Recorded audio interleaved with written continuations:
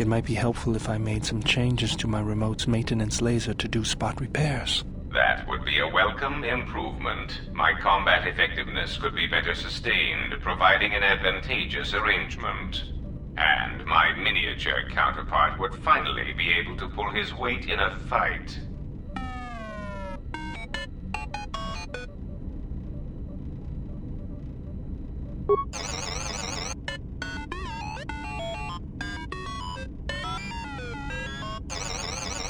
All right then.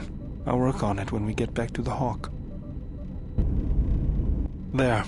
You should be able to do some quick fixes.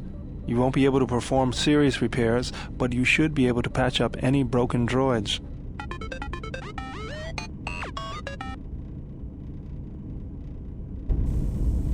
You know, I think it's time I gave your cutting laser a little boost. It works fine for repairs, but we could use your help in a firefight. Don't worry about it. We'll make sure they keep you out of their scopes. Think of it this way. You can keep KOTOR in line with it.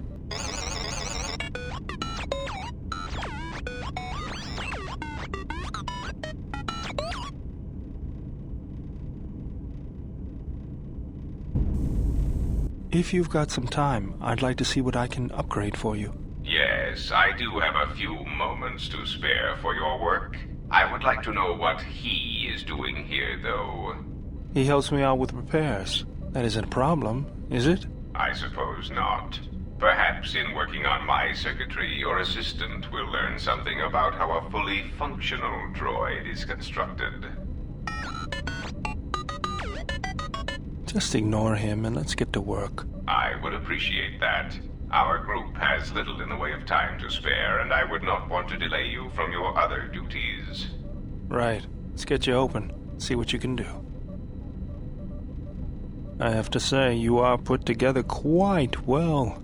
That wasn't much to do. As I told you, my design is streamlined and efficient, though I am pleased that you were able to make some improvements, and this was not just a waste of my valuable time.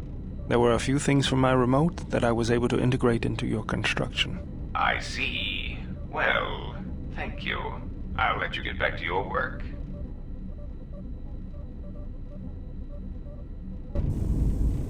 So you fought against the Mandalorians in the war? I was part of the war effort, yes. I worked as a technician, though. But you fought on the front lines. To a Mandalorian, there is honor in that. I could do without your Mandalorian honor. I saw the results of your honor, the absolute destruction your warriors brought. And look at them now. Mandalorians are little better than mercenary thugs. And what's honor to someone like that? All they care about are credits. If I were you, I'd pick your words more carefully. You fought for no cause other than to spread suffering and pain to the people you conquered. Maybe that's what it looked like to you, but that isn't why we fought. We fought for honor and glory in the heat of battle. You did nothing but murder innocents. The Republic took us too lightly. We wanted to face the full force of their army. We had to goad them to fight. That's exactly what I'm talking about. If you ask me, you Mandalorians just got what you deserved at Malachor. Defeat is part of a warrior's life. We will recover, stronger than before. Doesn't it even bother you that your people were almost destroyed? Or do lives have no meaning to you? People die in war. Well, I'm glad to have you guarding my back.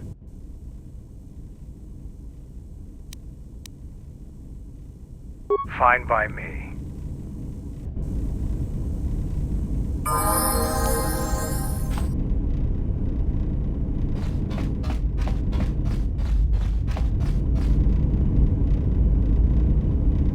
My life for yours. I will answer what I can. My master did not cause the end of the planet you speak of. There are many factions within the Sith, where they be... I will... It is not a subject which I have spoken of since its destruction. It was not a thing done with machines or weapons. The Force is far more terrible, and it touches more lives than any machine can hope to slay. For everyone that feels the Force, strongly, deeply, Each one feels and perceives it in their own way.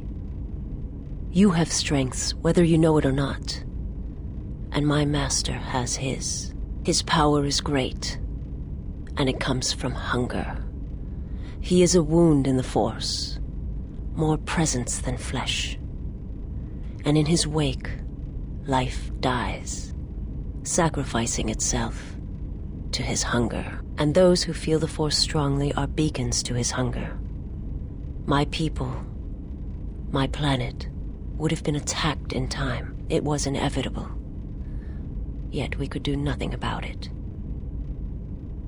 The Jedi, the last council of the Jedi, came to our world to meet in secret.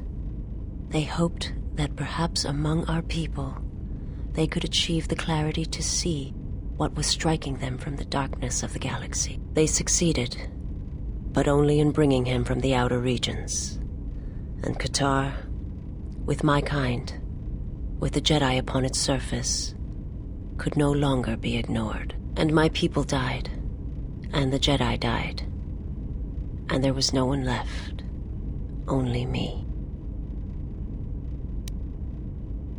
He cannot deny his hunger for long, and any gathering of Jedi is something he cannot long resist. And now that the Jedi are vanishing, I do not know what will happen.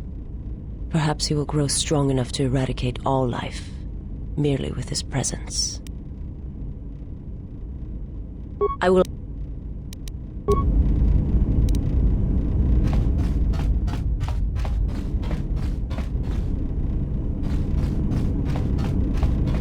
Yes, General? Statement. Master, if you could indulge me for a moment, I must express some degree of irritation at your actions. Perhaps my anticipation of working with one who served at Malachor 5 was too high, but you are countering all those expectations. Statement. Well, all your behavior up to this point suggests either strong atonement or confirmation that the atrocities attributed to you during the war were in fact accidents.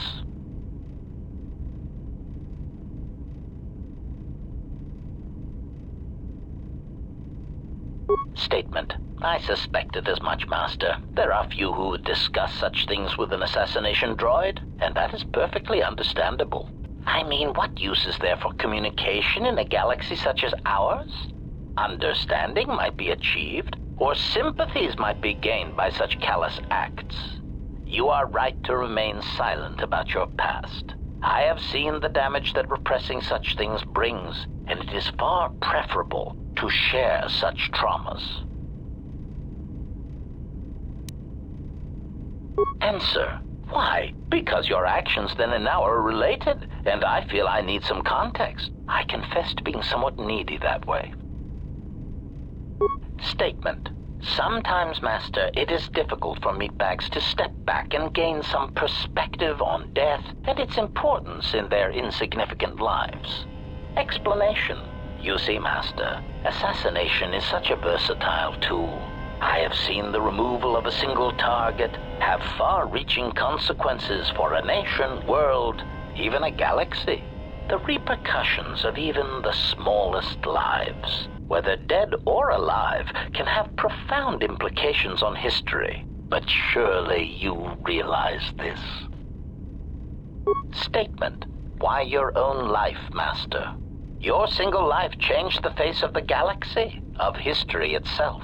Malachor 5 was an impressive act of destruction, but its impact on the lives of others in the galaxy was far more extreme.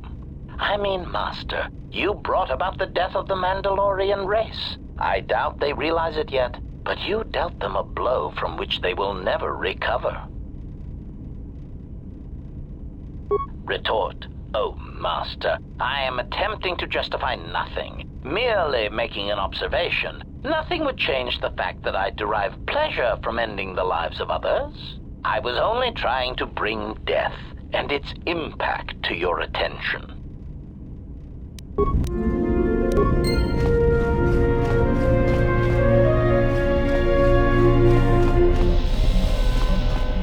Yeah, something wrong? Grenade. Well, I don't like to use them unless they're C5 concussion spheres or the Merson cryoban pellets. Sonic screamers aren't too bad either, just don't use them on a Bith. It makes their head explode like a melon. And don't do it to a Celestin either. Makes their ears bleed and they gibber twice as fast. Alright, keep your robes on. Here you go. Go ahead and ask. It's all this traveling, being trapped in the ship. Everything's just too quiet. I'd rather be doing something, somewhere with people, activity, some life. Yeah, it's been a while since I've been off planet. Guess I got used to it. Well, Nar Shaddaa may be one of the biggest cesspits in the galaxy, but it's got a life to it. Activity, aliens, people, refugees. It's like noise, but relaxing. Like the hum of a hyperdrive. Yeah, well, I wouldn't go that far. I'll believe it when I see it. No thanks.